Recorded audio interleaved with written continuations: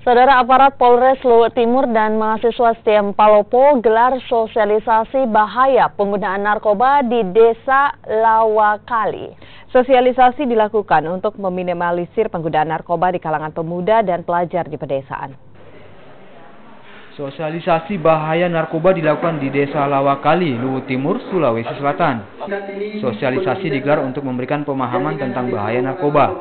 Kepala Satuan Narkoba Polres Luwu Timur AKP Abdul Samad mengatakan, daerah rawan untuk peredaran narkoba meliputi 5 desa, yakni Desa Mangkutana, Desa Tomoni, Desa Towoti, dan Desa Sorowako, dan Desa Lakawali.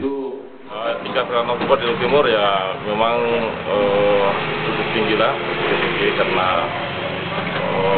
di sini yang masuk itu ada dari wilayah Sidrap, ada juga yang masuk dari sini masuk ke Kolaka, dari perlintasan. Dari catatan kepolisian, dari Januari hingga Agustus, aparat Polres Luwu Timur telah menerima 17 laporan tentang penyalahgunaan narkoba dengan jumlah tersangka 24 orang dan barang bukti mencapai 74 gram. Dari 24 tersangka, 5 orang diantaranya menjalani rehabilitasi. Amran Amir, Kompas TV, Luwu, Sulawesi Selatan.